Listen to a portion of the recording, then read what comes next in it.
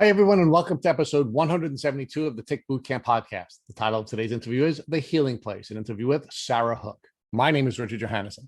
And I'm Matt Sabatello. Matt, when you listen to this podcast episode, it is almost scripted like a traditional superhero script, where you have a young woman who is kind of floating around, living in an ordinary life, and then she discovers her superpowers when she wants to overcome her healthcare challenges in her early 20s. She does very well until she's about 25 when she gets bitten by a tick, and her health slowly declines to the point where she is finally chronically ill in her early 30s. But because she had discovered her superpowers, because she discovered that she could heal by going through these various biohacking processes, she's on the road to recovery. And Rich, you know it's a good podcast episode when you and I fight for control of the guest. And I have to apologize that I dominated this interview for probably far too long before I handed her back over to you. But Sarah talked to us about so many great things she learned through her healing journey.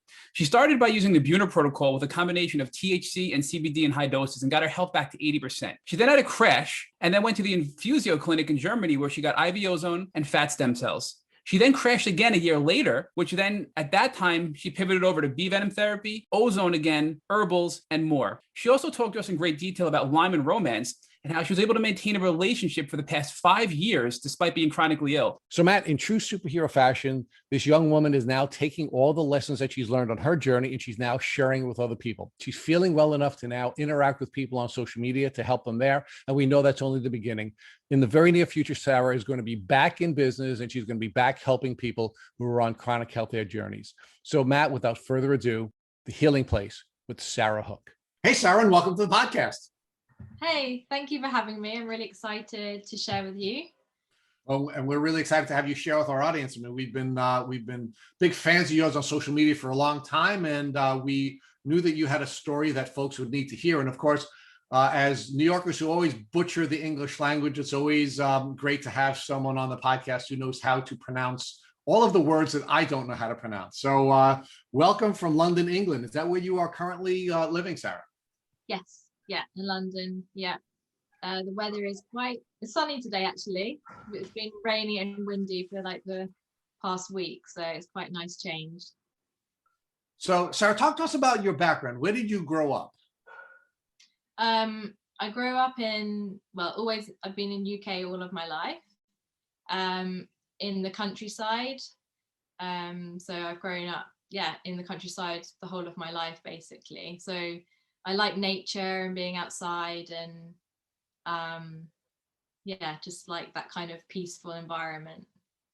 So talk to us about your educational background and talk to us a little bit about what you dreamed about doing during your childhood. Okay. I wouldn't say I was very academic. I'm definitely more of a creative kind of person that I've definitely realized as I've got older. So at school, it was just kind of like, for me, it was just something that I did, but I wasn't very, I guess, ambitious at that time about a career. I didn't actually know what I wanted to do growing up. I was very much just kind of going through the motions. So I think I was just someone who liked being active. I liked being outside. I liked playing with my friends. I liked climbing trees. I was just, very much kind of just liked being outside. So as an outdoorsy gal, what did you know about ticks and tick diseases during the early stages of your life? Absolutely nothing. All I knew from ticks was that my dog would sometimes have ticks on her and we would pull them off and that would be it. So you had no idea that if you had suffered a tick bite, there was the possibility that you could suffer from Lyme disease or some type of a microbial disease? No, nothing at all. I had no fear of ticks, nothing at all, no. Do you ever recall finding a tick on you or a family member finding a tick on you during your childhood? Not during my childhood, no. I never had a tick on me. Well, not that I saw anyway. Right. So ticks were something you were aware of because your companion animals would come in with ticks on them. You would take the ticks off the companion animals, but you never made the connection between the possibility of the ticks that were biting your dog biting you. No, never. I didn't. I wasn't even worried about it at all. Okay, so now let's fast forward to your adult life. Before you were diagnosed with Lyme disease, what types of things were you doing in life? What type of work were you doing, and what kinds of goals were you pursuing? Well, I was really into holistic health. I was doing a lot of courses, just like studying holistic health, nutrition. I was really interested in the body in general and what we could do for our own health to feel better. So that was already very much like a passion of mine. What inspired that passion in you to become a holistic health practitioner? Well, I started experiencing like symptoms of like kind of just not feeling very well around the age of like 20. And I guess I had about like 6 months of just every morning just waking up and feeling like just really fluey or just really achy headaches all the time. I would go to the doctor and they just said, you know, you've got a virus, it'll go away. But like 6 months later, I was like, you know, this has to be something more to this. I had all my blood tests done, nothing came up. And it was actually someone at who worked with my mum gave them a book and said, it was like a holistic book about the gut health and candida and things like that. And she brought it home to me. I read it and I was like, right, I'm going to try it. So I basically put, you know, I took lots of foods out of my diet. I started taking different herbs. And like in 2 weeks, like I felt so much better already. And I was like, oh, okay. And that just kind of opened the door to me to the fact that, yeah, we could do these things that could really improve our health and symptoms. So you were inspired by your own health challenges to begin to look outside of the traditional medical community to find ways of healing yourself. And that inspired you to take courses and read materials so that you can turn that into a profession where you can help other folks. Yeah. And I've always been really intrigued as using myself as a guinea pig as well. So I just liked reading up on stuff, doing all these different detoxes. Just, you know, it was even back then that I got really fascinated about detoxing and the fact that, you know, that we could have toxins build up in our body and that we could do things that could help our body release those. So I found that really fascinating. So that's kind of always been one of the things that I've been really fascinated about and passionate about is detoxing. So you're one of the early biohackers and you were your own guinea pig. Yes, exactly. Yeah. So you're now in your 20s, you're beginning to develop some of these skills and these techniques, Mm-hmm. which are improving your health. You're sharing these with other people. You're seeing their health get improved. Yeah. At that time, did you know anything about ticks and Lyme disease? And did you suspect in yourself, now we're talking about you in your early 20s, that perhaps you had contact with a tick and perhaps you were suffering from Lyme disease? Not at that time. And I hadn't had my tick bite until I was 25. So back then I still had no idea about Lyme disease. Yeah, nothing like that. Now, all right, so let's fast forward to 25 because everybody always wants to get to the tick bite that they remember, right? So talk to us about what happened to you when you were 25. Where were you and how did you discover your tick bite? I was actually in the bath and just relaxing in the bath. And then I saw something on my leg and it was very big. And I didn't even know it was a tick actually at the time. I just pulled it off and it obviously came away really easily. I don't know if it drowned under the water when I was in the bath, or I don't know if that's possible, but I just pulled it off. And then I looked at it closer and I realized that it was a tick, which really grossed me out because I didn't know that was possible. And it was so big and I knew that it just sucked, you know, all my blood for ages. And I kind of ran downstairs to show my mom. And I was like, look, I've got a tick on my leg. And I think we took it outside and we just squashed it. And that was literally it. Like, I just thought, oh, that was gross. And I didn't think anything of it apart from that hadn't happened before. And yeah. So Sarah, you were in the UK at the time that you found this tick biting you? Yes. Yeah. Okay. So now, after you suffered this tick bite, did your health begin to change? Meaning, did you start to get sick again and overcome and have to revisit some of the things you had overcome as a holistic health practitioner? Yeah, in hindsight, I think at the time I didn't realize it actually, but in hindsight, I can see that my health did start to deteriorate very slowly. Um, I started to spend more weekends in bed. Just, I'd work all week, and then by the weekend, I just would stay in bed all week and feeling very viral. I just kept saying, I think I've just got a virus again.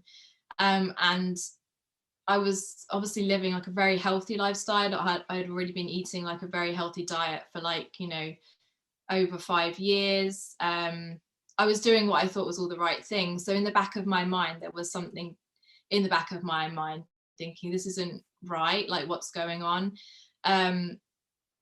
But I think because I was doing all of the right things, I kind of kept my symptoms at a kind of functional place. But yeah, they did just start to get worse over the years until my health really crashed. Just so that we can have a context, Sarah, when were you ultimately diagnosed with Lyme disease? How much longer after your tick bite did you get your diagnosis? So I got my diagnosis about 6 years ago. So I'm going to do the maths now. So yeah, it was at least like 8 years after the bite. Okay, so now I want to focus on the bike again together, just so that we can give folks a context to this. Now, you believe that the bite that you received when you were 25 years old was the experience that caused you to suffer the chronic illness you were diagnosed with 8 years later. Yeah. How do you know that you weren't bitten by a tick before that tick bite that you had received when you were 25 years old? And how do you know that that wasn't really a reinfection of something that you had been suffering from, maybe from your childhood? I don't, because I think there are ticks that are very small as well. That was the only tick bite that I visually saw. So yeah, I don't know. So it is possible that you had been suffering from a tick disease. You were inspired to do the research and take the educational training that you did to become a holistic practitioner. And you really began biohacking because you were suffering from Lyme disease before that. And now this bite when you were 25 may have been a bite that caused a reinfection. Yes. Let's now look at the next 8 years between the tick bite that you remember and your chronic illness. Talk to us about how your symptoms developed over that 8 years and how it really got to its peak just before you were diagnosed with Lyme disease. So yeah, I just kept getting more like achy, just feeling achy and fluey a lot, like a lot of dull headaches. There were things that I could still go to work and push through. But it was just, I just knew that I kind of felt ill a lot of the time. And I think I just got on with it, really. I just, I kept researching more and using myself still as a guinea pig. And then the day that I remember, it's very clear in my mind when my health crashed, because it was it was just literally an overnight thing. I remember having a coffee in a coffee shop, and I started to feel like very adrenalized, and I'd never really experienced that before, but I felt like my body was going into a panic attack, which I'd never experienced. And give us more detail. Sarah, give us more detail. What do you mean it was going into a panic attack? I mean, what were you physically feeling? How were you reacting? What were your thoughts? Give us as much detail as you can remember about that experience. I just started to feel like my throat was getting tight. And there was just like this feeling that I'd never had before. Like it felt like doom, like what is happening to me. My body physically felt like something bad is happening to me. I need some help. And I'd never had that feeling before. I experienced like bouts of depression and things like that growing up as a teenager, and had challenges, but I'd never had this feeling of absolute panic in my body. And it felt very uncomfortable. And I remember calling up my girlfriend at the time to say, I'm going to drive myself to the emergency because I just feel like I need to be somewhere where I feel safer. And so I started to think, was it the coffee? Did the coffee push me over the edge? But, I'd never had that experience before. So I got in my car and I started to drive to the the hospital, which was only like a 5-minute drive away. It was very close to where I was living at the time. And I don't really remember much, because I remember just being overcome with this panic. I was in traffic. I pulled my car to the side of the road. I got out of my car and I laid on the ground and I thought I was going to die.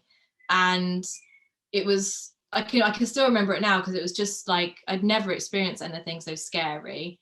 And I was just laying on the ground, just like hyperventilating, trying to just breathe. And some people pulled over and they said, "Are you okay?" And I couldn't really speak because couldn't breathe. And they called an ambulance, and then the ambulance turned up. And what was funny was that I kind of started to come out of the panic attack or the adrenaline surge, and it started to calm down, and then it would just start up again. And they put me in the ambulance. They were taking like, all my vitals. They were kind of talking to me. They said, "Have you done it? Is anything different happened this week?" And I was like, "No, nothing's happened."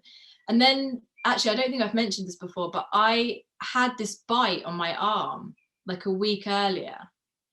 And it was unusual because it was a very big bite on my right arm.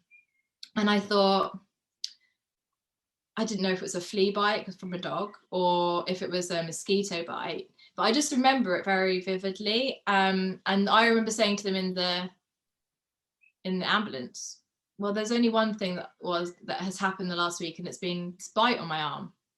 And they said, "Oh no, yeah, I'm sure it's nothing to do with that."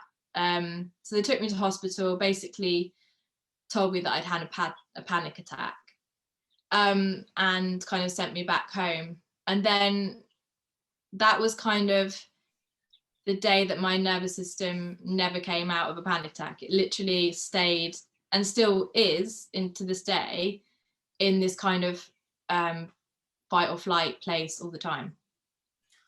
So Sarah, how do you know that, or do you know whether or not that bite that you just remembered during the course of this conversation wasn't in fact another tick bite that caused a reinfection that triggered now your chronic Lyme disease experience? Yeah, I mean, when I put 2 and 2 together, when I remembered the first tick bite, and then thought, why did my body, why did it crash after the second bite, whatever it was? I really thought that either I'd got a co-infection or something else through that bite, and it had just been the cherry on top of everything. So Sarah, let's talk about that window of time between your first memorable tick bite when you were 25 and this now experience where you had to be taken by ambulance to the hospital because of your adrenal overload. Yeah. You were a healthcare practitioner, a holistic practitioner. You were biohacking your own body. You were living pretty healthily, right? You were eating well. You were taking herbs. You were managing all of these challenges really well. And then something happened, right? Now, one of the things we've observed in this podcast repeatedly is that it's very rare that somebody goes from an acute Lyme experience to a chronic Lyme experience. We really only see that happen in a couple of circumstances, one of which, of course, is reinfection, right? Another thing we see, though, however, is that in some cases, people are sort of harboring and managing their Lyme disease for a long, long time. And it sounds like you'd be one of the people that would have been able to do that because you were living so healthily and you were studying, in this area. And then sometimes it's some other type of traumatic event, like a breakup, a romantic breakup, or a family member dies, or the loss of a job, or something really traumatic happens. Did you have anything like that going on in your life just before you had your panic attack experience that took you to the hospital? I was rebranding my website and I was putting everything together. I was very stressed, and I'm a perfectionist. So I was rebranding my business. I was putting out a new website that I'd put a lot of time into. I'd gone through quite a lot of stress with like website developer and not getting what I wanted. So there was a lot of stress like before this all happened. And I was literally just about to launch all the things that I've been working on for a year, literally just before I got sick. Yeah. So there was So- a lot of stress and pressure on me. Yeah, definitely.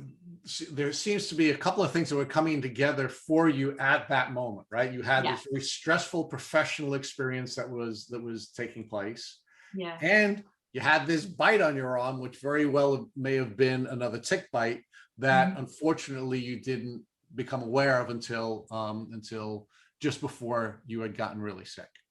So talk to us about how things progressed from the time you went to the hospital, where you were essentially diagnosed with a panic attack, and your ultimate diagnosis with Lyme disease. It took me about 6 months. I think a lot of my family thought I'd had a nervous breakdown because of my symptoms. Because literally the next day after I woke up from that, I had no energy. I was so exhausted. It felt so ill. I remember calling my mum and just saying, like, I've never felt this ill before. I can't get out of bed.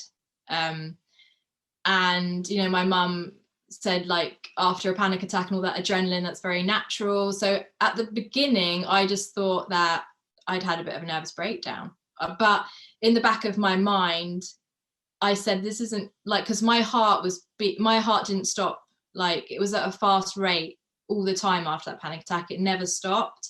And I said to my mum, well, you know, panic attacks, they stop and they start, don't they? And I said, also, I'm not having any, you know, I'm not worrying about anything. This feels very much like it's just coming from my you know, like from my body, and like I don't have any control over my nervous system. I went to stay with my mum for a week because she was worried about me, and it was there that I just remember that week, because I just kept having these panic attacks, especially at night. I'd just say, Mum, I can't breathe. It was just so traumatic. I'd never experienced like just that feeling of out of control. And yeah, it took me about 6 months to actually get a diagnosis. I went to the doctors at the beginning just to have my bloods done. I even said to them, I think it could be Lyme disease. I had, you know, a tick bite a while ago. And they did, like, I think it was just, I can't even remember. It was like a test that they did at the doctors, and it just came back negative. So basically they said, no, you're fine. And then I started to research a little bit more online about Lyme disease and tests. And, you know, I read a lot about how testing is very hard with Lyme disease in general. So I found a private clinic called Breakspears Clinic in the UK. And I went there and just kind of saw one of the doctors and explained all my symptoms. And I said, you know, I think it could be Lyme disease. They ran like a whole number of tests on me. And then I went back a week later and they diagnosed me with Lyme disease, basically. Okay, so let's pause there. I need to walk back with you. Okay. During that 6 month window, when you went from being asymptomatic to symptomatic, and the events that were happening during that 6 month window prior to your diagnosis. Now, you said that you were going to doctors during that window of time, and at one point you had said, perhaps I have Lyme disease. What led you to believe that perhaps you had Lyme disease? I think it was reading something on Instagram, actually. And I think it was someone talking about their anxiety and their nervous system, and that the doctor said possibly that could be Lyme disease because it very much affects the nervous system. And because I kept saying to everyone, I feel like something's attacking my nervous system. That's all I could say was, I just feel like something's attacking my nervous system. And then when I read that, I was like, something is attacking my nervous system. And I had a tick bite all that time ago. This can't be a coincidence. And that's just when in my mind, I was like, okay. And then I thought back and thought, yeah, and your health's been deteriorating since that tick bite. And it just all clicked into place for me, really. So you were doing research as a biohacker, as a holistic health practitioner, doing what you've always done, certainly from when you were in your early 20s and you developed a passion for health. And as you were identifying your symptoms and you were researching your symptoms on Google, on Instagram, and other places, you started to see your symptoms matching up with the Lyme symptoms. Yes. So you bring that to your doctor, and what was your doctor's reaction when you said, hey, doctor, Yeah. I'm also a healthcare professional. I'm also trained.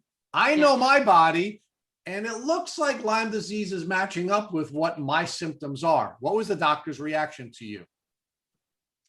They kind of gave me the impression that they thought that I was overreacting, because they just went off my blood tests and they said all your vitals are fine. And they kind of just left me in the place where, like, your blood is fine. So I don't know what, they kind of just left me with no solution. So one of the things we often see on our podcast is people are frustrated when they come in contact with healthcare professionals, say to them, hey, you look good, you can't be sick, or hey, you look good, you can't have Lyme disease. So how did you feel when your doctors were essentially gaslighting you and telling you there was nothing wrong with you? Very depressed, very hopeless.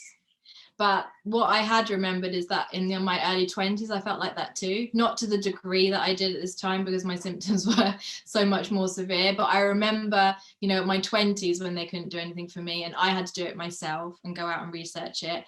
And for me, it was just like that was happening again. It was more scary because it was my nervous system, and I was like, I need some help now. Like, I can't do this anymore. This is too much for me to cope with. But in the back of my mind, I still had that, I guess that fight in me that I'm gonna go and find out anyway.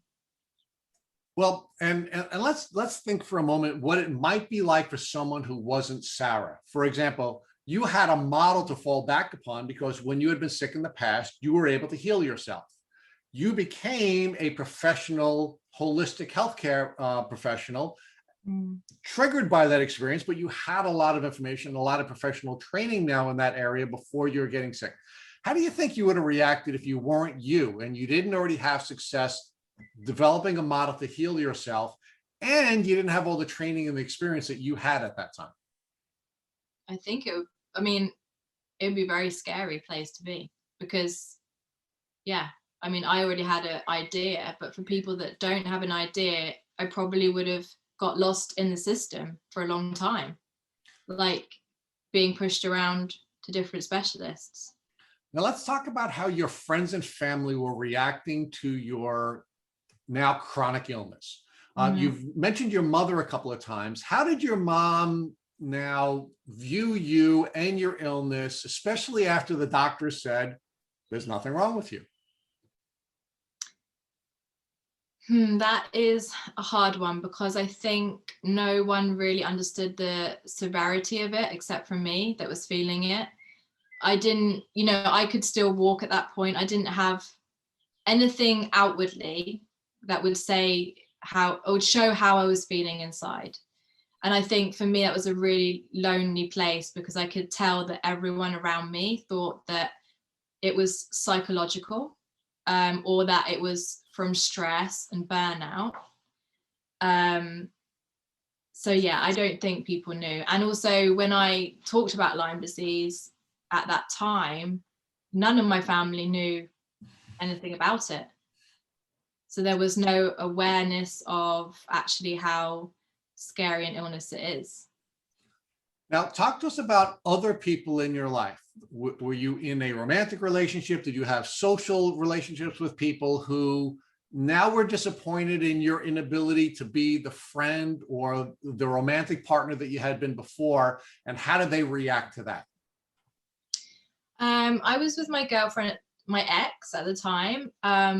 She was actually really supportive, because she could tell, I think she was the only one that really believed how severe it was, because she would also see like my panic attacks that I'd never had before, the fact that I felt like I was absolutely losing my mind, like my nervous system symptoms were always the most severe. So I'd gone from being one person to another just like overnight.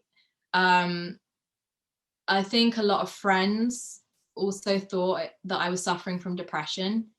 There was a few comments from people that we knew. She needs to go and see like somebody for some help, for some psychiatric help. So now share with us how this was all making you feeling. Your doctors were telling you it was all in your head. Your mother thought it was all in your head. Your social contacts all thought it was in your head. How did that impact you? And did that cause you to believe that perhaps it was all in your head? No, I really still knew that it wasn't in my head because of just how it felt in my body. So I knew it wasn't, but it was very frustrating because no one else really understood that. So it definitely did wear down relationships, and just also just socializing, because at the end of the day, when I was socializing, it was just absolutely, for me, I'm not even sure how I did it at that stage. But no one could really see anything from the outside. I'm very good at, like, when you're suffering on the inside, it's very easy to just put on a happy face. So before I hand you over to Matt, who's going to take you through your diagnostic journey, I'd like you to put on your hat, on your holistic health practitioner hat for a moment. Talk to us about what you believe all of this social pressure was having on your ability to heal, meaning the people that you loved and loved you the most were doubting you. People that you are trusting with your health, your doctors, were doubting you. What impact does that have on someone's ability to heal when they're going through a health crisis the way you are? I think it makes it very difficult to heal, because I think, what I've learned the most on my journey is that you need to feel safe and supported, to be able to heal. Like you need your body to feel like it's in a safe, and your mind to feel like it's in a safe space. So yeah, that's been a huge journey for me in itself. Of course it has. And of course, anyone who's on a healing journey is certainly going to have that journey lengthened if the people they love are not showing them the kind of support they need. I mean, you just simply don't have the emotional wherewithal to both manage all of these social challenges and then put your body in a position where it can focus on the healing and the battle it needs to go through to overcome the microbes that are attacking your body. So talk a little bit more about how that impacted your healing journey and how you've seen that type of challenge impact other people that you've worked with in your practice. Can you repeat that? Yeah. So of course, we recognize that for our immune system to successfully overcome the challenges that Lyme disease creates for it, that all of our energy has to be focused on that healing, right?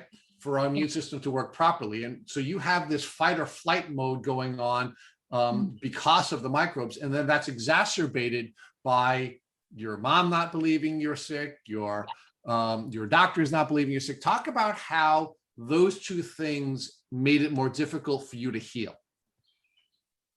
For me personally, it was a lot of trauma on top. So you've got all these physical symptoms that's happening to you. And then there's the trauma of people not understanding, not believing you, being gaslighted.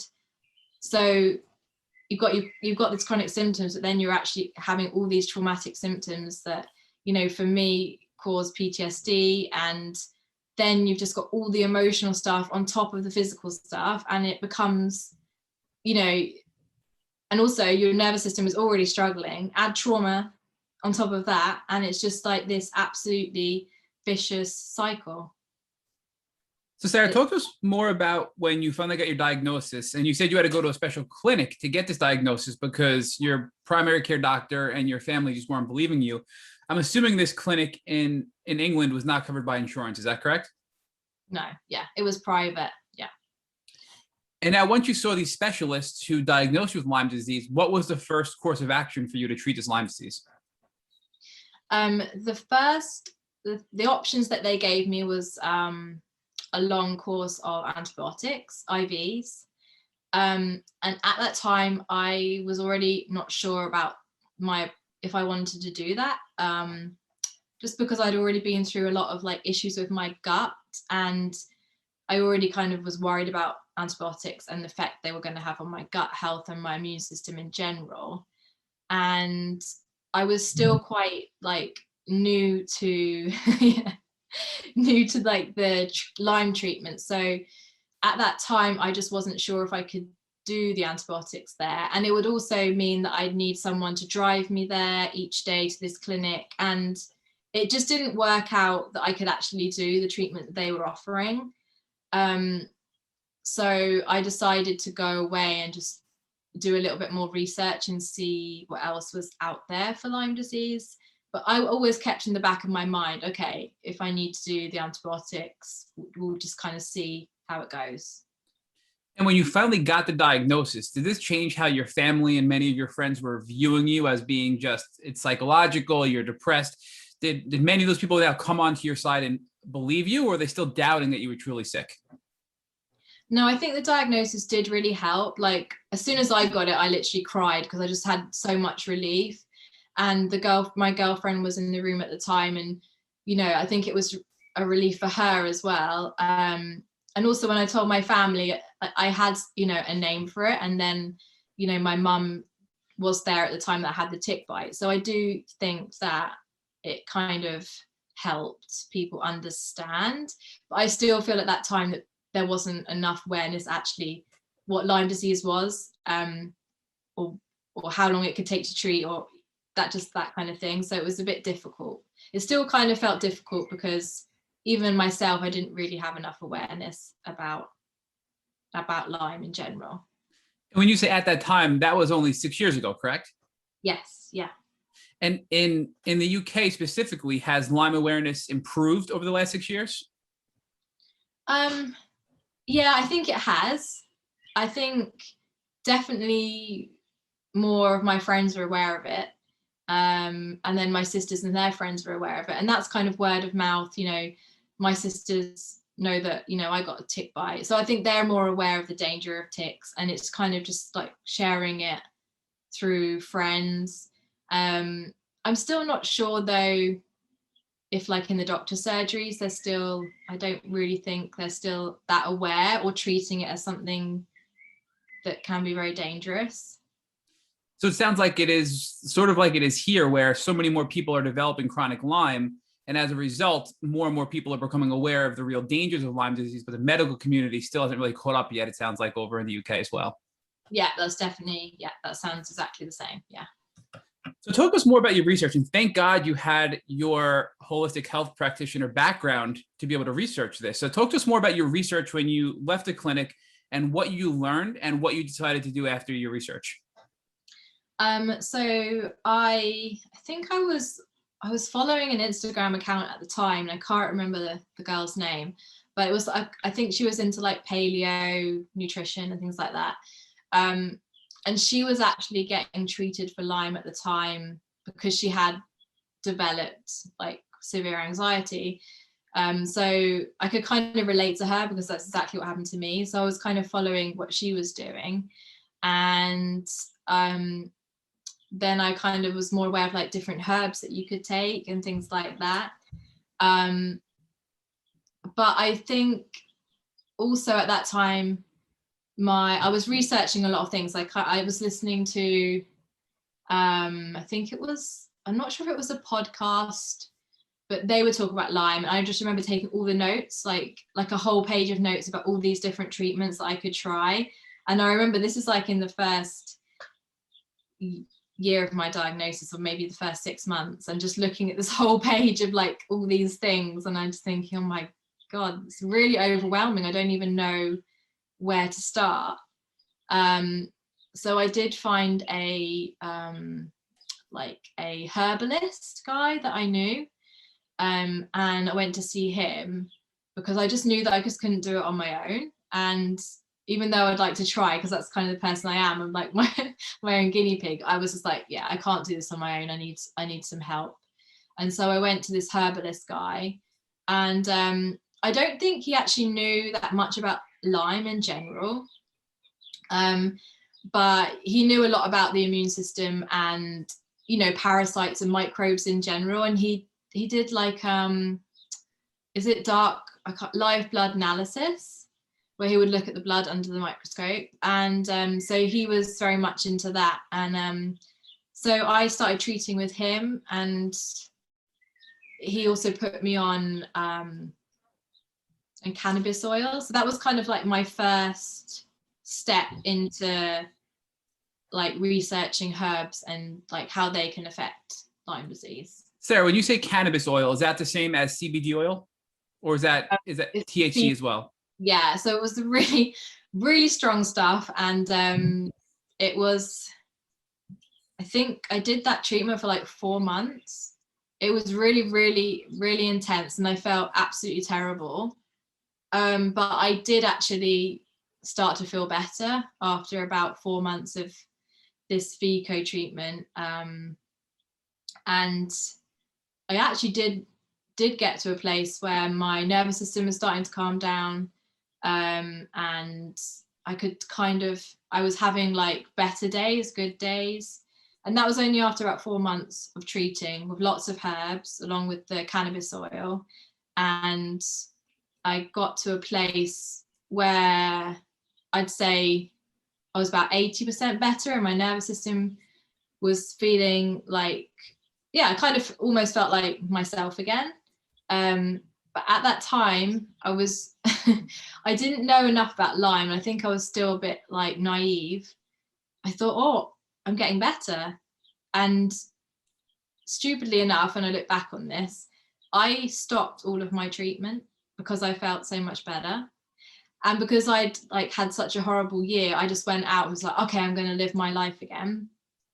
And I shouldn't have stopped, basically. I know now, looking back, that I should have done some maintenance treatment. Totally understandable where you're coming from, right? I mean, you think you're better. You think you're going to continue to get better. But before you continue, I just want to bounce back for a second. So the cannabis oil was CBD and THC. Is that correct? So it gave you that the high as well that comes along with it?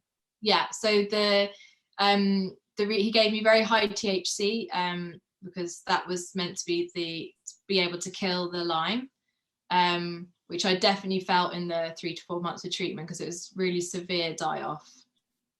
And one of the things we've learned is that CBD and THC do help regulate the nervous system. So do you believe that that high dose THC and CBD helped you sort of shock your nervous system back into a normal state? Yeah, I don't. It was very gradual, and it kind of like it took about at least 3 to 4 months for my nervous system to like calm down. And do you think that the herbs in combination with the THC and the CBD were a good complement to work together to help your healing journey? And if so, what were the herbs specifically, if you can recall, that you took that helped you feel better? Oh my goodness. Like, so basically he was a herbalist, and he'd just give me like this big bag of herbs. Like it was a mixture of loads. I'll try and remember some of them. And then I'd have to boil it up in a tea and then drink it in the morning. There was like cat's claw in there. Japanese knotweed, astragalus for the immune system, ashwagandha. They're like the main ones I can remember. Pau d'arco. There was just a lot of the herbs like just to kill microbes, basically.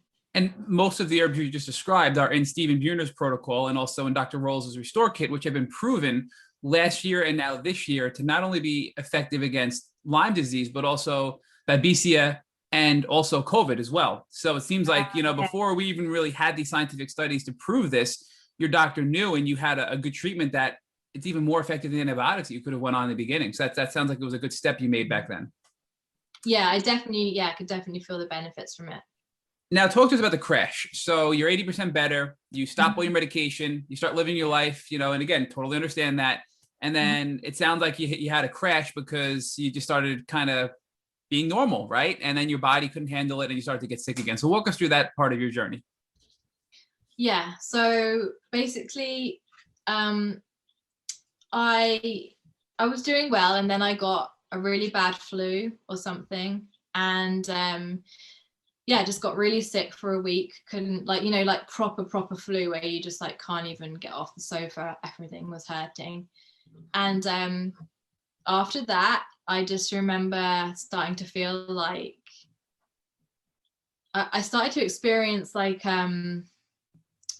just kind of depersonalization. Like I remember sitting in the kitchen and just feeling like for me, it's just when my brain just doesn't feel like it's working properly, and I'll just kind of start to just feel very disconnected to my body and very numb.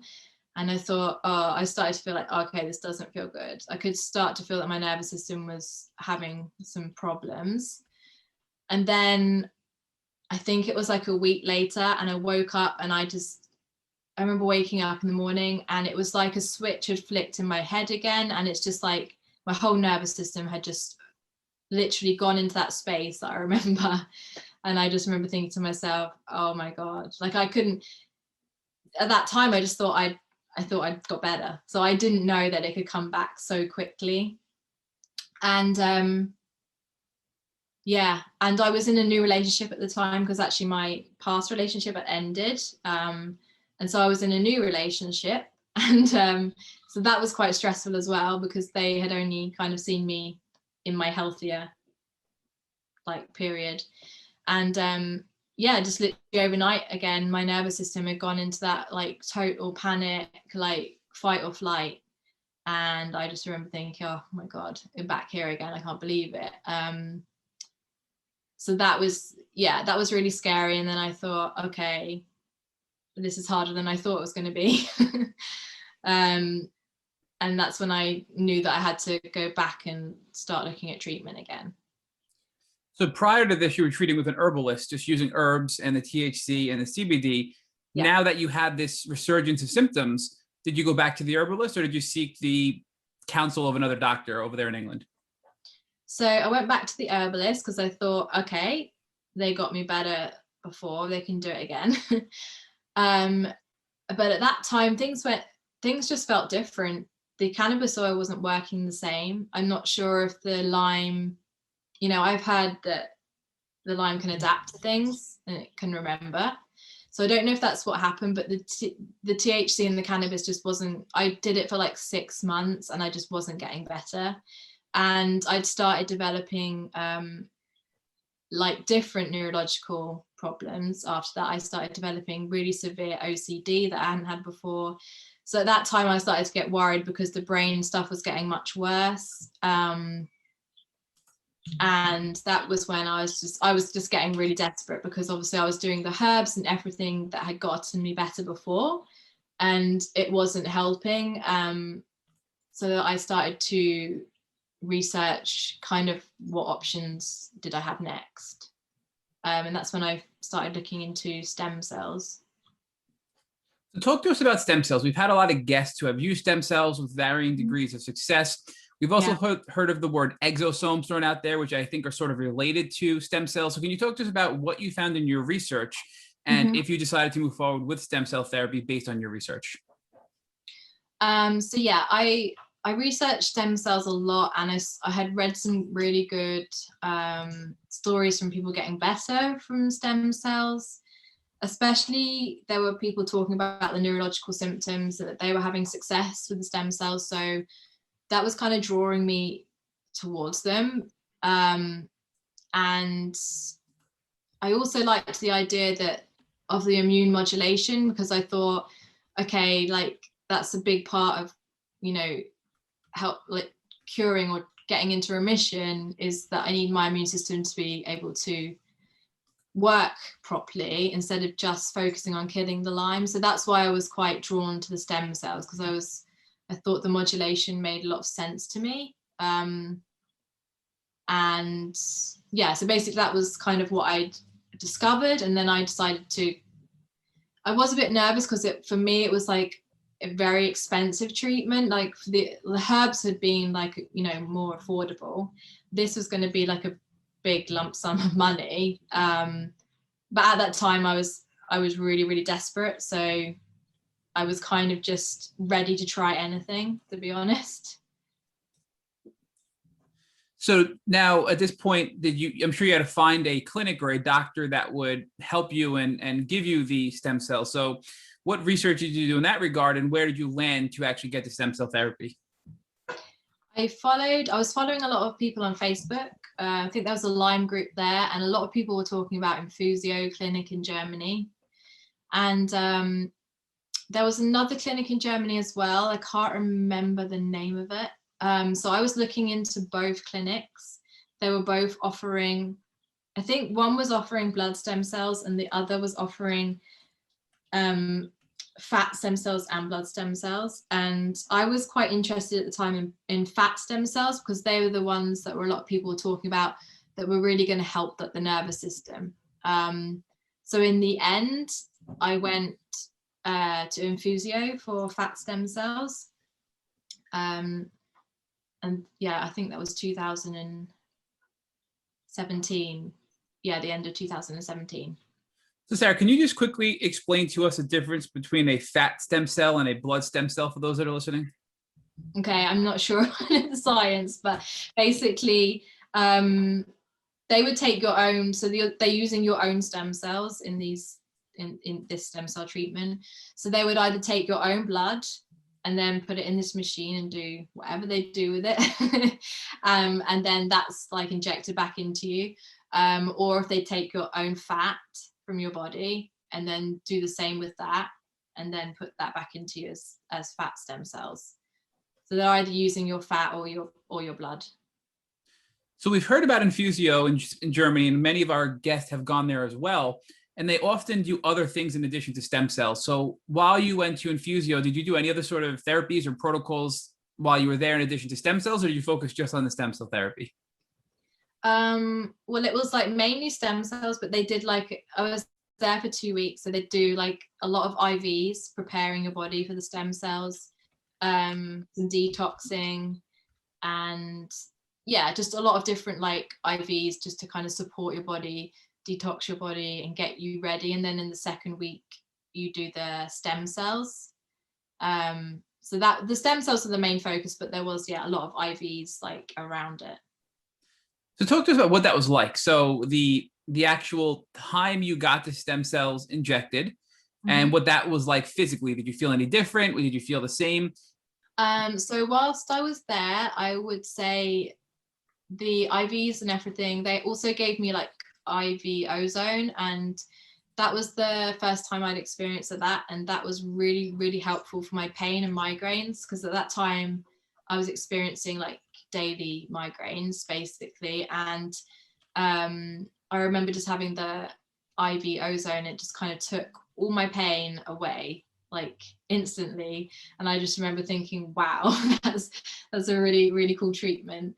I didn't really feel like any different in my nervous system in that time, and that's kind of what I was looking for the most, was just some relief.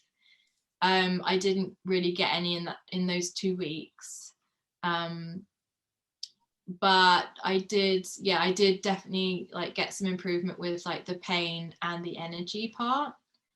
And then towards the end, when I had the stem cells put in, I didn't really feel any difference. Like it was just an IV, and there was no like instant different feelings for me, I think. But I did have a lot of hope, I guess. So I did feel, I guess, emotionally uplifted and hopeful. So I felt lighter as well. All right, so now you leave Germany, you come home back to England, you feel some immediate effects from the IV ozone, your pain and your migraines are getting better. You're not really sure yet how the stem cells have worked for you. Do you decide to just stop and not really do any more treatment and see how that works? What are your next steps now that you're back home?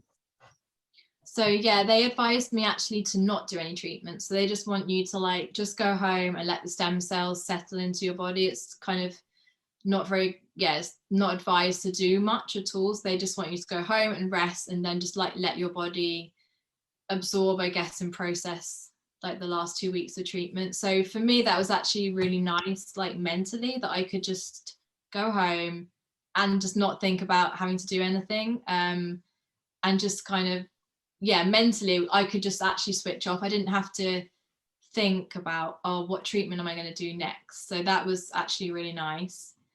And I'd say in those first 2 weeks, I did actually notice improvements in my nervous system. I had a few, I would say there were windows, because it wasn't ever like, it wasn't that it got better. It was like, I'd have like a moment where I felt my nervous system calm down, or like even just an hour, or, a couple of days. I definitely felt like a lot calmer in the first, like, I guess the first month. So that was encouraging for me. but there was also really horrible days as well. But they said that, you know, the stem cells, there's going to be a lot of things going on in your body, and your immune system is going to be like doing a lot of work. So it really was a roller coaster, but I did see some improvements and like moments where I was like, okay, this seems good. So talk to us about now the time period after the first month. Did you now look for additional treatments? Were you feeling even better in the months to come? What happened in the next couple of months? I still was like just letting the stem cells do their thing. And I think I did go back. The program they had was you could go back for like an additional treatment, I think 6 months after the stem cells. And it was like an immune, it was like, I can't remember what they called it now, but it was like to help your immune system. So I did actually go back to Germany to have that. But for me, I'm not sure that was the best option, because I really had like a really severe crash after that treatment, which was, yeah, quite disheartening. Again, my stuff was always like my nervous system would fire up, and I felt like I haven't been diagnosed with it, but I think that I have like kind of like PANS. So when my immune system starts going insane, like it just attacks my brain, and I got like really, really severe depression, anxiety, like for a couple of weeks after that treatment. But the clinic said that like basically when the stem cells are working, that they're like your body is also releasing more histamine into the body, and also that's going to have an effect on the cytokines. And then so it's kind of just like when you're healing, you can just feel terrible at the same time. So for me, after the stem cells, it really was like in that year after the stem cells, it was like a roller coaster. And I think that's common. We've heard that from a lot of other guests as well, that when the stem cells are working, as you noted, they are going to be repairing and rebuilding cells. And in the process, they're going to be generating histamines, which can cause inflammation, and cytokines, which will make you feel worse. But that doesn't necessarily mean that that's giving you a setback. That could actually be a sign of healing, which is weird to say and sounds weird, but that's definitely a possibility. Yeah. So now this 1 year window, you're having this up and down, a little bit better, worse, better, worse. So at the end of this 1 year window post stem cell therapy, give us an idea of where you're at health-wise. I remember the summer of after the stem cells, like I feel like I felt like I was getting better. I still had the nervous system stuff in the background, but it was like I definitely felt energy wise, and definitely I could go for walks and my body felt strong. And I did spend a couple of months in Slovenia, which I think helped as well, because it was very like the air is really clean there. It was really sunny. Like I feel like environment is really important. But yeah, I felt like I was getting stronger and stronger. But then I started to feel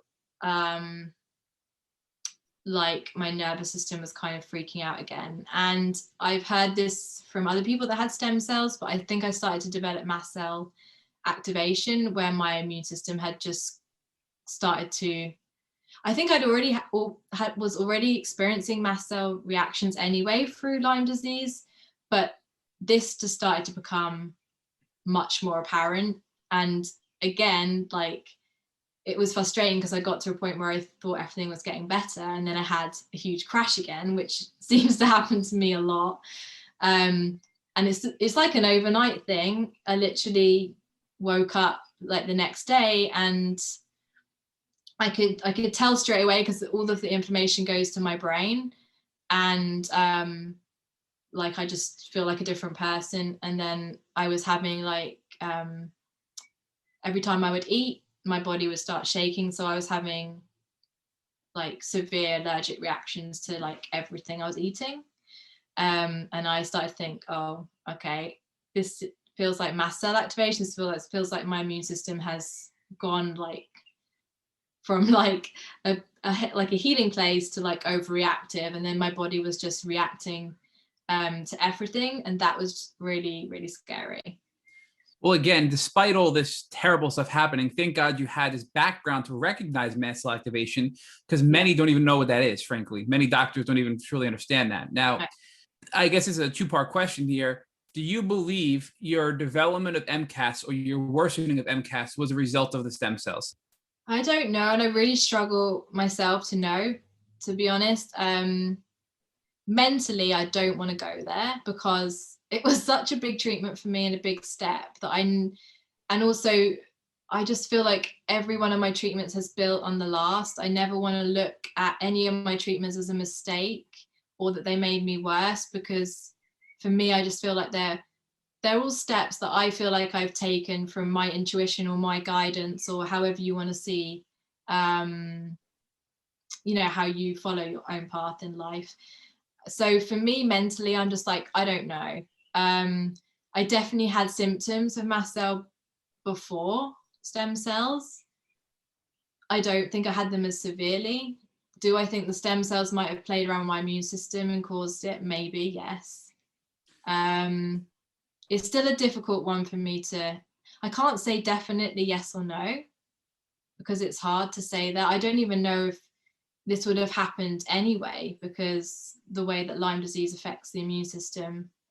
So me, I'm still like, I'm not sure. Well, Sarah, I can tell you that Rich and I totally agree with what you just said, that your healing journey is the culmination of every healing modality you've done throughout your experience, and that you probably wouldn't be, well, I personally believe you would not be where you are today if it weren't for the collective effect of every treatment you've done so far. So we're firm believers of that. Yeah. Now that and unfortunately, it's a second time, you're almost better, 80% better. Your life's coming back at the end of the 1 year period after stem cells. Yeah. Boom, you crash again. Mast cell activation syndrome. You're eating, you're getting all these symptoms, and you're having all these flare-ups. What do you do now? Yeah, that was a really hard year for me, to be honest, because I really felt like the stem cells were going to be the answer.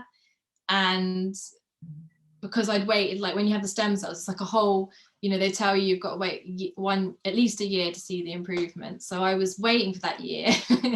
And then it's like almost like, oh, I get a glimpse of it, and then was a crash. So mentally for me, I was just like, what do I even do now? Because for stem cells, they were like the big thing for me. I thought that it was going to be the answer. So I don't even think I did much for a while, because I think I was just so definitely traumatized. I definitely went into survival mode, and I think I just went into denial about how bad I felt, because my like brain crashed so badly. I think I just went into a place where I couldn't actually help myself at that time. And it took me a while to kind of just start doing things. And I think that year I did most of it on my own, because I didn't know where to go next. So I started doing some herbs again, like ones that I knew I'd taken before. I was trying stuff like that, but at that year was hard because my system was really reactive. Like it was reacting to everything that I did. So I was just trying to like calm it down. And in hindsight, I should have definitely got some help for the mast cell stuff, but really, I don't know, my personality is just very much like do it on my own. I started taking some stuff for my gut, and I think I did start to get like a bit of improvement. Oh, I went to acupuncture actually. I did some acupuncture to see if they could just calm down the reactions. But did that help there, acupuncture? Sorry? Did the acupuncture help in your opinion? Is that something that you think was helpful? Yeah, I mean, it didn't, I think it helped to a degree. My body was just so reactive that year. I think it was hard to get anything to really to calm it down. But looking back, it was like very, very slow improvements, I think. I'm actually just trying to think what I did that year, because it was a hard year for me mentally. Like that year I spent a lot of it literally couldn't get out of bed because not so much physically, but just mentally. Like I was really suffering from severe panic and depression.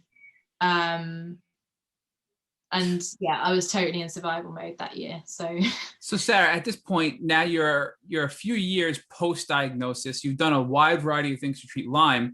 You now have a new relationship. So talk to us about how your declining health was affecting your relationship with your friends, your mom, and your new girlfriend at the time. I think for me, it was just hard because I started to feel a lot of resentment, especially just because I didn't think that people could see how much I was suffering. It was very much like, can you not see how much I'm suffering? Because on the outside, you just can't see anything. And I think my girlfriend's actually always been really, really amazing at supporting me. Like she's always been 100% behind me. But I think she's the one that sees everything as well. Like she sees all of like the reactions I get that I don't hide from other people. So I've always felt like she's behind me, which has been, I don't know what I would have done if I had to do it all on my own. And this is your current girlfriend as well still, right? You're still with this woman? Yes. Yeah. But I'd say the strains on a relationship for me, like, has been not being able to earn any money. I had to put all of my coaching, my business on hold. Like all of my energy went on to my healing. So I feel like losing your independence definitely puts a stress on all of your relationships. It put a stress on my relationship with my parents, with my sisters, with my friends, with my girlfriend, because I felt like I could, we don't live together because I couldn't financially support, myself. I had to live with my parents, which is hard to do when you're in your late 30s. You like living back with your parents. That's also quite a strain as well. So I'd say it's really hard on relationships. So although your girlfriend was very supportive because she saw the truth and she could really see through and see exactly what was going on, how are your parents responding to you at this point? Again, because you're several years in, you're now probably 2 years post stem cells, and you're in a bad psychological and physical state. Were your parents sort of pivoting back to think maybe it was psychological again? Were they supporting you in the Lyme diagnosis still? Were they encouraging you to get treatment? What was that relationship like at this time? They were there for me, but I don't think they knew. I still don't think that they were aware that this was the Lyme disease. I think it's really hard to see people that you love in pain or in that place. And I think also I still think that there isn't enough awareness of Lyme disease. Like people just don't take it as seriously as it is. I think to some people it can just sound, oh, it's a bacteria, but it's like, until you've experienced the effects of that, I think it's really hard for other people to understand to the level that you want them to. So at that time, I think they've always supported me with if I say I want to do a treatment, that I've really had their support. Like they've never questioned me. So I feel really lucky for that. But yeah, I think the hardest part is just people being aware of it. So it sounds like they were starting to have doubts whether or not it was truly Lyme, and now saying, could it be psychological like we thought it was before the Lyme diagnosis? So your parents and your friends are starting to have doubts because it's been so long and you were still so sick, and the lack of awareness, I can kind of understand why people would have those doubts, despite the fact that it's a real chronic illness. Yeah, and I think also that people expect that when you have treatment, you're going to get better straight away. So there's like, well, you've done this treatment and this treatment, why isn't it getting better? Maybe it isn't, just the Lyme, maybe it's, your mental health too. Now, did that contribute to your mental health decline? Because you mentioned that you were pretty much bedbound, not really solely because of the physical condition, but the overwhelming emotional and psychological part that comes along with Lyme disease. Do you think all of these doubts that you picked up and sensed from your family and loved ones were contributing to your decline in mental health at this time? I think it was maybe a part of it, but I think most of it was brain inflammation. Like, I really feel like it was hugely like not in my control. Like, I didn't even think that it didn't even relate to what was happening. It was like, I just felt like my whole brain was just like not working. Yeah, because it wasn't rational how I was feeling or thinking. And my body was just, I'd wake up and I would just go into a panic attack straight away. So it was just like my body was like just in panic and shock all the time. So before we move on with your healing journey and the other things you've done, I just want to stop again and focus on your girlfriend, because we've done polls on our social media. We've talked to the countless people that suffer from chronic Lyme disease. And unfortunately, the majority of them feel they're not worthy of love. They feel that because they can't contribute financially, as you noted, because they can't show up physically at times, and because their illness is so unpredictable, that nobody will love them, and they're not capable of receiving that love. Now, how did you manage to overcome all of those things in your relationship and still have a successful relationship that is in existence today with your girlfriend? Oh, that's a deep question. I feel really emotional because that is exactly how you feel. You just feel like you are not worthy of love. That's something that I'm still working on today, to be honest. Like, it is like, as soon as you said it, like it just brings up a lot. I mean, our relationship, it has been even though she's been there for me, it's been really, really hard to, like, we've been together for nearly 5 years. And we've had to work at that. We've been through everything. Like, she's been there in the days that I couldn't get out of bed, where, you know, to be brutally honest, I was telling her that I wanted to die. Like, she's been there through every part of that. And a lot of the time you're so like, it was hard to have a relationship when you're so consumed with your own symptoms, and you feel like you have nothing to give this person. Like, especially with like the psychological stuff, because you can't really feel any emotions of love. Like, to be honest, there's a lot of things that are really hard in a relationship when you're depressed and when your brain isn't working properly to hold a relationship together. But I've always tried to separate the Lyme from me as well. That's how I think I've kept it. Like, if I feel like something is the Lyme creating something in me, I'm just going to try and separate that from our relationship. And I've always been like, I'm quite very stubborn person as well. So I just always kind of tell myself the Lyme is not going to win in this, like, which has really kept us, I guess we both fight it together. Like, we see the Lyme as a separate part. So that helps us kind of get through the really, really tough times. But I'm not going to lie, it's hard. So fighting it together and also separating the Lyme from who you are. Lyme is not your identity. Those are two major tips that you just gave us for people that are either looking for a relationship or are struggling to keep a relationship with Lyme disease.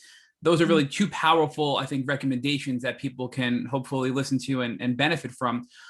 Before we move on from this topic, are there any other tips or tricks or recommendations you've learned over the last 5 years in battling chronic Lyme that have helped you maintain your relationship that could help maybe other people shortcut some bad experiences or breakups or mistakes they may make in their romantic relationships?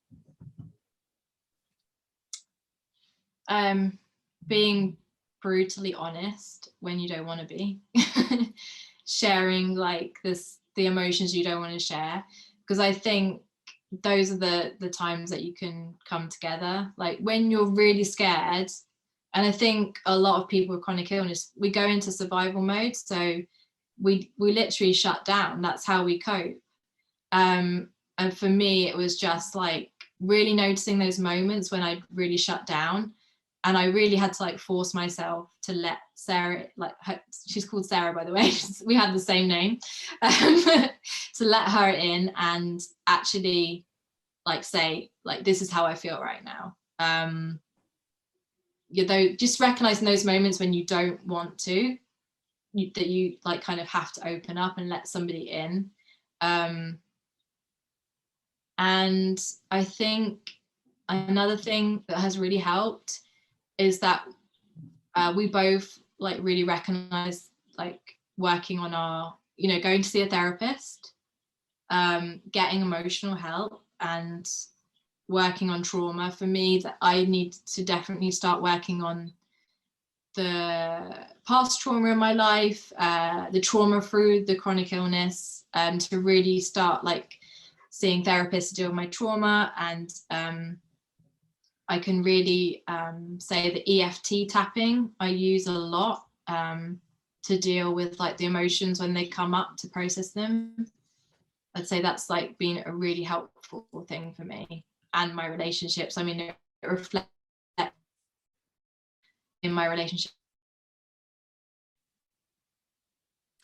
So Sarah, just want to thank you for being so vulnerable and open, because not many people are willing to be so raw about their emotional relationships and suffering with chronic Lyme. And on that note, as far as the trauma and the therapy and the EFT tapping, I know from your pre-interview questionnaire that you've also done EMDR as well. So can you talk to us about the emotional healing side from Lyme disease? We talked a lot about the physical and the medicinal to heal from the physical aspect, but you mentioned the EFT tapping helped you significantly.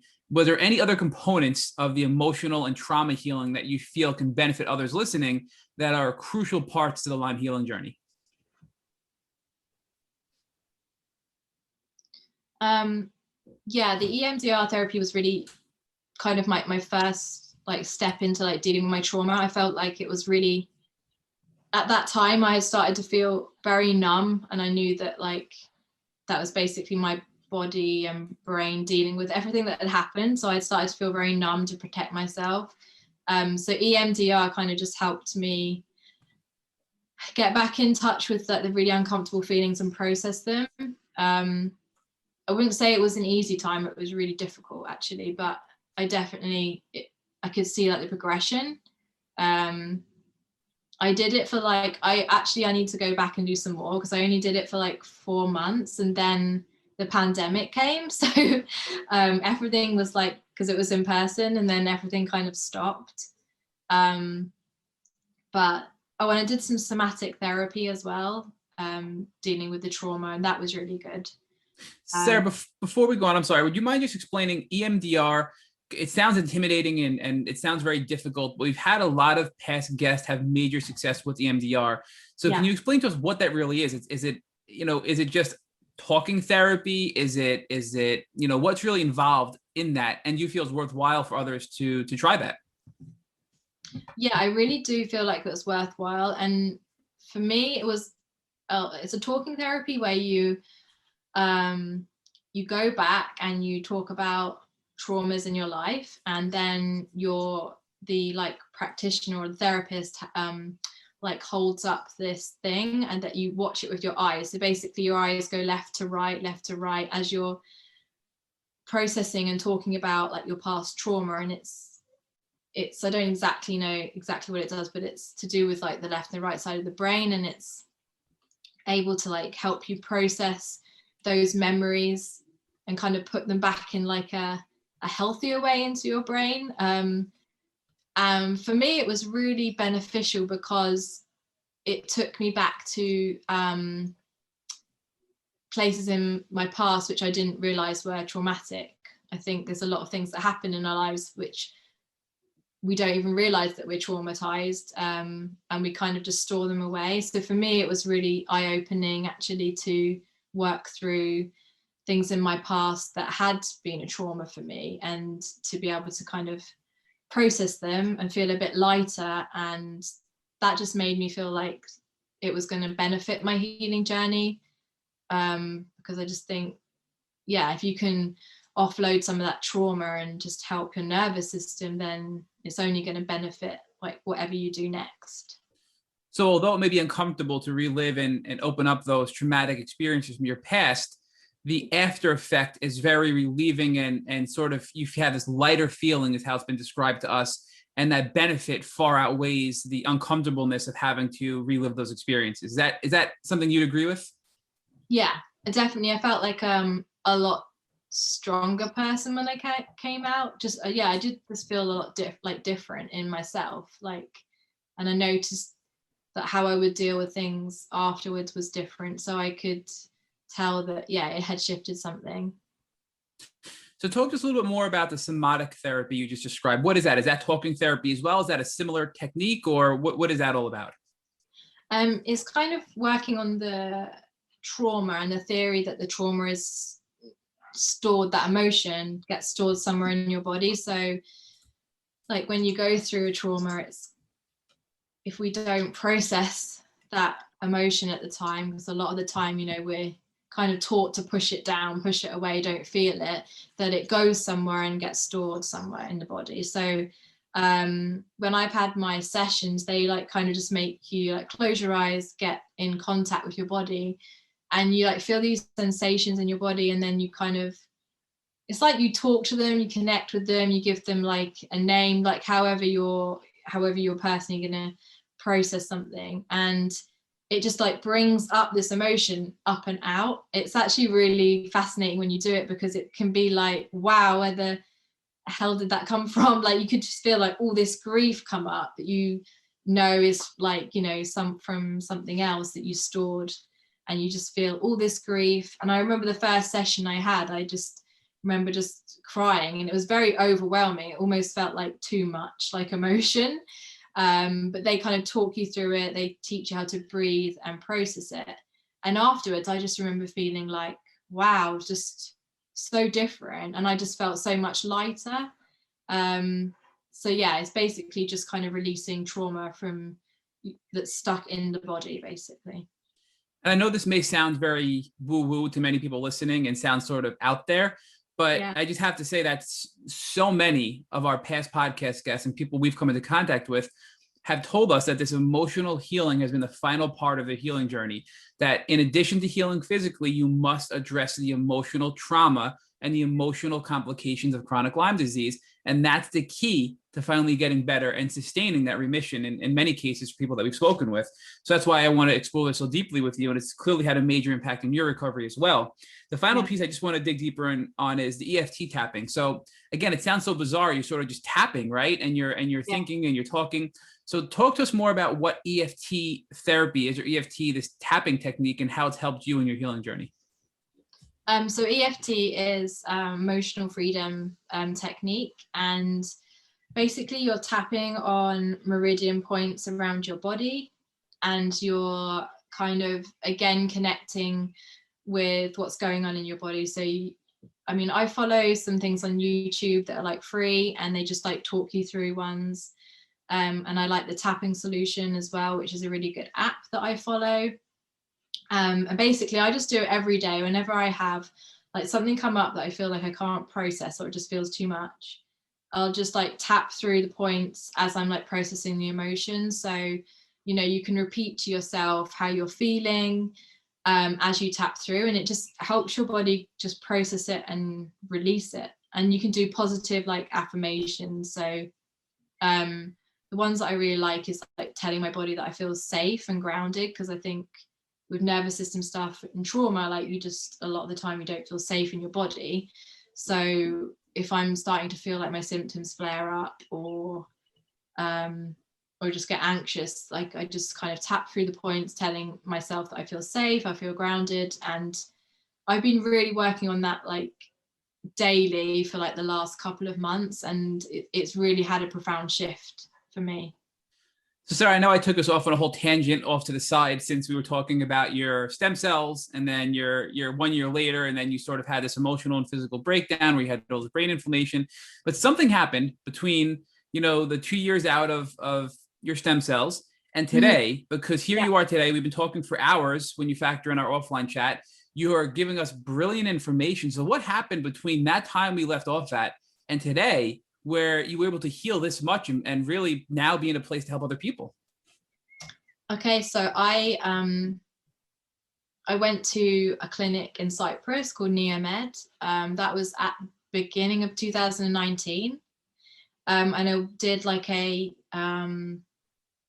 think it was like a 2 month treatment of ozone therapy. So it was like really intensive ozone therapy, a lot of gut healing, IVs. But the main bit was ozone, because I went there because I wanted to work on my brain inflammation. And a lot of people have said that ozone had really helped bring down their inflammation in their brains. So for me, that was like the next step. So I went there and I did like a 2 month protocol.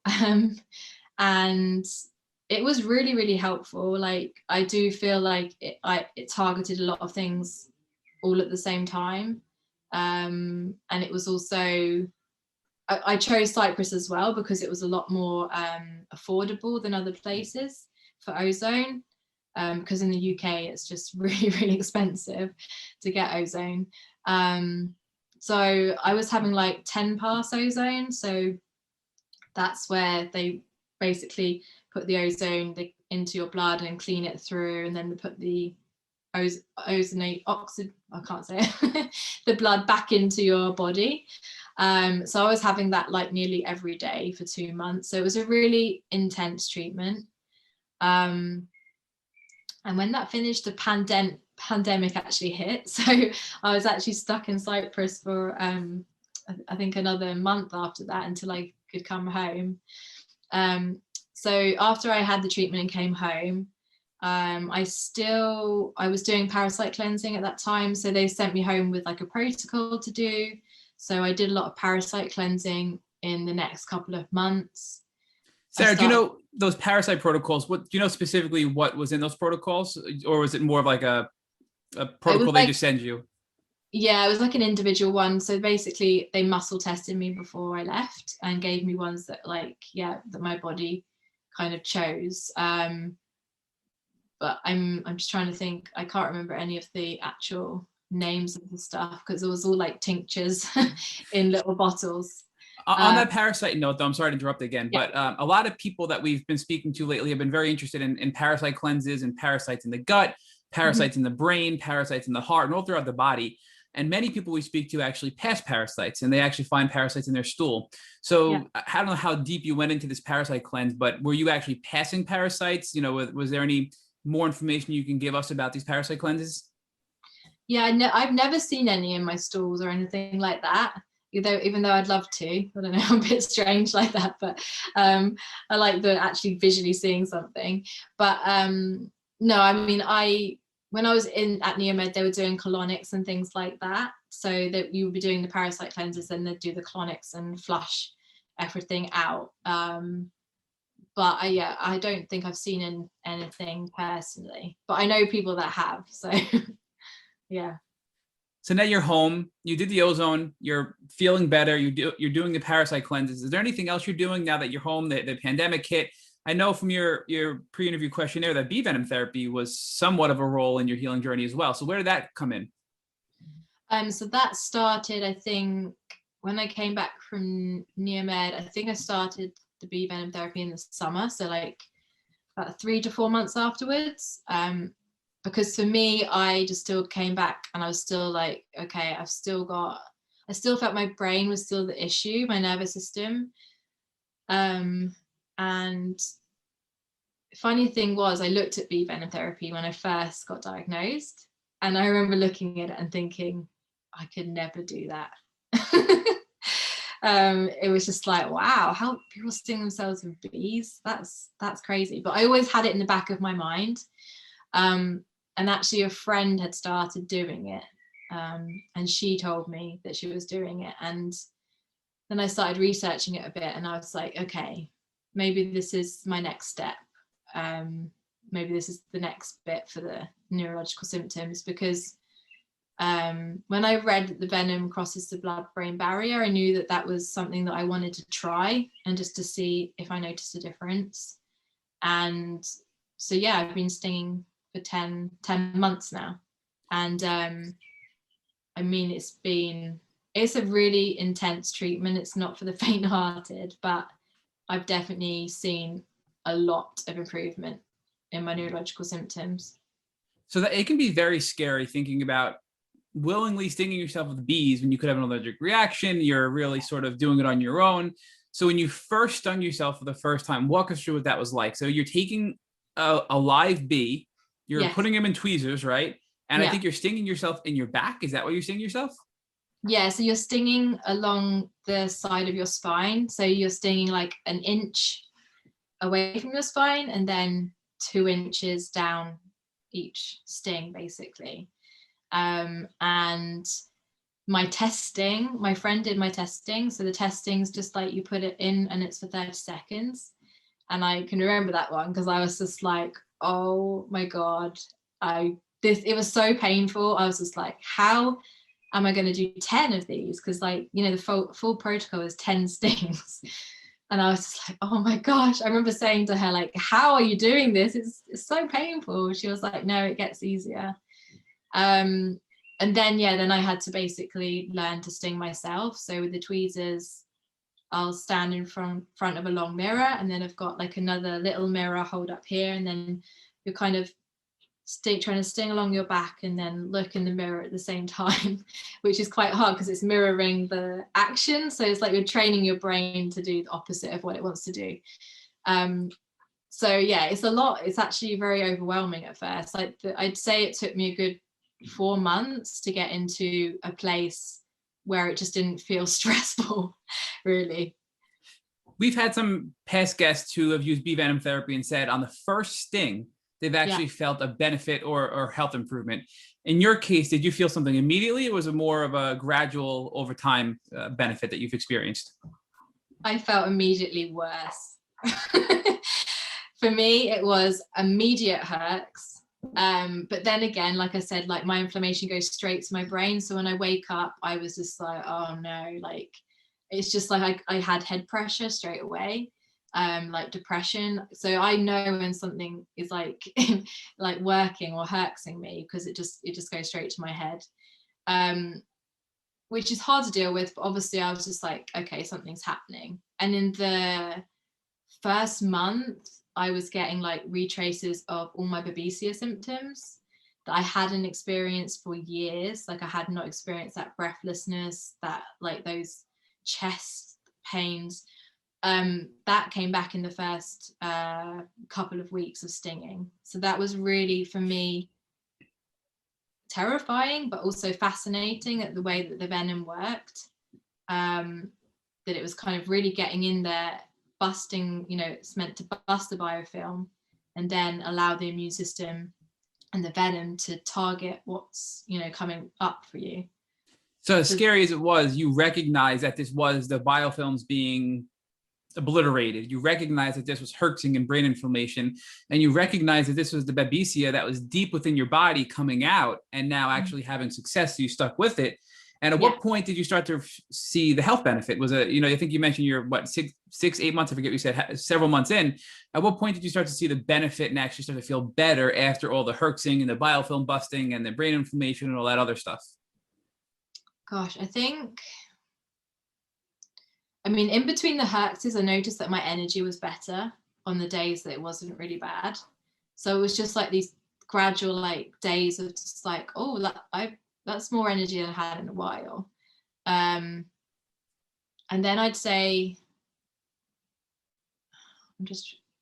I think it took me at least 6 months to get to a place where I started to think like, okay, my brain feels like it's working better. Like the brain fog just kind of, it was still there, it was still happening, but it just felt better. Like I notice, and actually sometimes it's not even, I think because I'm still going through the herxing and I'm still not feeling great, but it's actually like my girlfriend who'll point out, do you realize that this is what you do in a day now? Do you realize like it's different?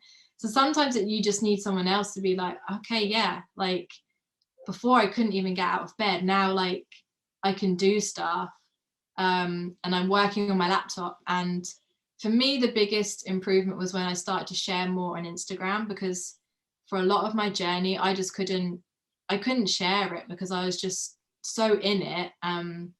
and so traumatized I couldn't really share it at that time. So when I found myself able to like share more and just be a little bit more like wanting to help other people, I knew that I was shifting and getting better because I had more energy to kind of give these things. So Sarah, what are you doing today? Are you just doing bee venom therapy at the moment? I mean, clearly, again, you've made major progress. Are you still with the bee venom therapies feeling better and better and better every day? Yeah, I'm still with bee venom therapy. That's like, I'm going to do it. Like, I'm committed to follow it through to the 3 years. I've still got a long way to go. Yeah, I'm at 10 months. So yeah, I'm committed to keep going with that because a lot of people say that the 2-year mark is where you really, really start seeing the most improvements. So I'm doing that and a lot of detoxing alongside it. So I do coffee enemas, red light, sauna, lymphatic drainage. So I'm doing like a lot of things to support like the bee venom therapy, along with, like, as I said, like the trauma stuff and the EFT and things like that. So that's kind of my protocol at the moment. So before I hand this back over to Rich, give us an assessment. I mean, you were bedbound, as you noted. And this is a really difficult question, but what percentage would you say you were recovered from, the time you were at your worst in your Lyme healing journey? I think this question is the hardest one. I always find it really, really hard to answer because I feel like it changes every day for me. And I think because like my nervous system stuff is still there, like I feel like as soon as that gets better, like I'm going to feel like 90%. But I think because it's still in the background, that's quite a hard one for me. I'm going to say, I don't know. I find it really mentally hard to give a percentage. I don't know if other people do. Like it feels like a really hard thing. Like I've got a blockage against against it. And I'm not sure. Maybe I need to work on that. You don't need to work on it because that's your answer, and it's a very good answer. Yeah. Okay. We've had a diversity of answers. Some people have said 67%, some people have said 90%. So we've gotten a lot of different numbers, and it's always exciting for us to ask that question and get different answers. So thank you for again being as honest as you've been. I mean, you are certainly someone who shares from a very vulnerable place, and that's really a charm that you have. So let's talk a little bit more about the charm that Sarah has and what Sarah can do, because you really are an absolute blessing. We've really enjoyed this interview. We had the sense this was going to be a great interview because of what we learned about you through social media, but you're even better than we had expected. And that couldn't happen if you didn't go through a transformation. So talk to us about how Sarah is now a very different, a more beautiful, a more powerful person, how you know more about how your creator has created you and what gifts you have so that you can now give in a way that you wouldn't have been able to give had you not gone on this journey. I think being able to share vulnerably actually has been one of my biggest blessings. I feel like it's like I can't share in any other way now. And I don't think I would have been able to be so open before this whole experience. Like, why is that? Tell us about that. Tell us how you have lost the barriers that would have prevented you from being vulnerable in the past. I think when you go through something so terrifying and scary that not much else can match up, like there's nothing else that can scare you more anymore. Like for me, it's just, there's nothing else that can scare me more than the experience I've already had. Like feel like I've been through something like so terrifying, and it's just made me have to look at everything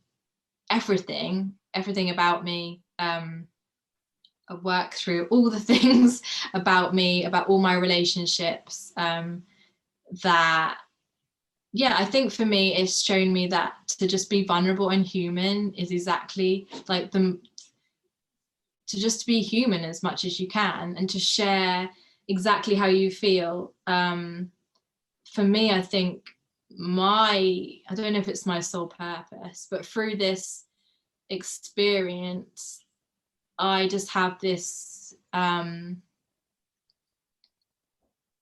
desire to share how I feel very, very openly and rawly, and it just comes out like that. And for me, it's been really healing for myself. Also, a lot of people that follow me on Instagram have said that it's been very healing for them as well, that I share so openly. Even though for me, I actually feel very uncomfortable and sometimes think, oh, Sarah, have you shared too much? Or have you said too much? But yeah, I think for me, for this journey, it's just to be open about my emotions, because I think everyone as humans have like very similar emotions, and the more that we speak about them and share them with other people, then we can help people not feel so alone. Because I think we all kind of think, oh, I'm the only one who feels like that, or I'm broken, or there's something wrong with me. And really, we're all having the same kind of feelings and experiences. And for me, yeah, I think I've just learned to be a lot more open and vulnerable, and to kind of be okay in that space, and also kind of learn that I am enough how I am, however I feel. Like every single emotion is okay. There's not a good or a bad emotion. I think it's just it's helped me accept all of the emotions we experience. Yeah.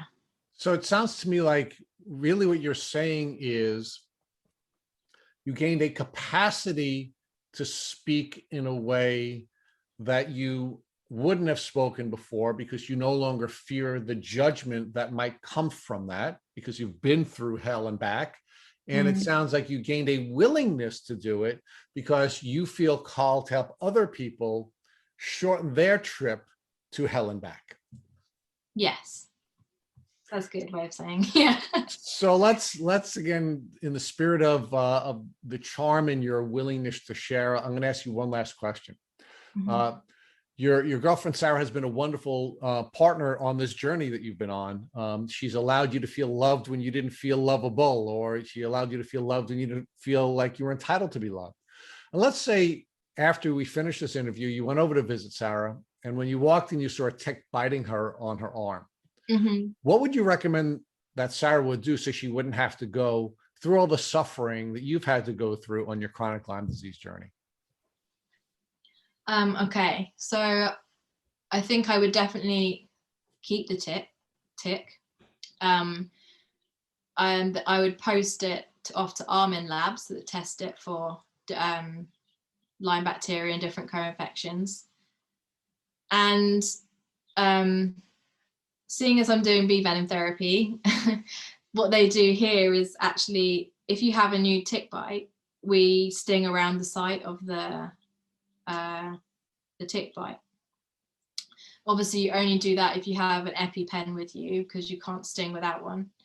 But that's something that with the bee venom that people actually do if they get like a new bite. You just sting around it, and the venom goes to attack the bacteria. But also, I would wait for the test results as well to come back and see if the tick does have any Lyme or co-infections. And there's also the choice of going to the doctors and getting a course of antibiotics just to be safe as well. Thank you for listening to the Tick Bootcamp interview with our guest, Sarah Hook. To our listeners, we have a call to action. First, if you'd like to learn more about Sarah Hook, please visit our Instagram page at The Healing Place. Second, if you enjoyed this episode of the Tick Bootcamp podcast, please share it with your friends by using the social media buttons you see at the bottom of our post. Third, Tick Bootcamp has created a Tick Bite blueprint that has been inspired by the information that has been provided by past podcast guests. We urge you to visit our website at www.tickbootcamp.com to view the blueprint. Please note we would appreciate any input or any improvements you would like to share with us. Fourth, don't forget to subscribe to this podcast on iTunes, Google Play Music, or Spotify to get your automatic episode updates of our Tick Bootcamp podcast. And finally, we thank your community for your comments on our past podcast episodes. Please take a minute to leave us an honest review on iTunes, on Instagram, or on our website. We make it a point to read every single one of the reviews we get. Thank you for listening.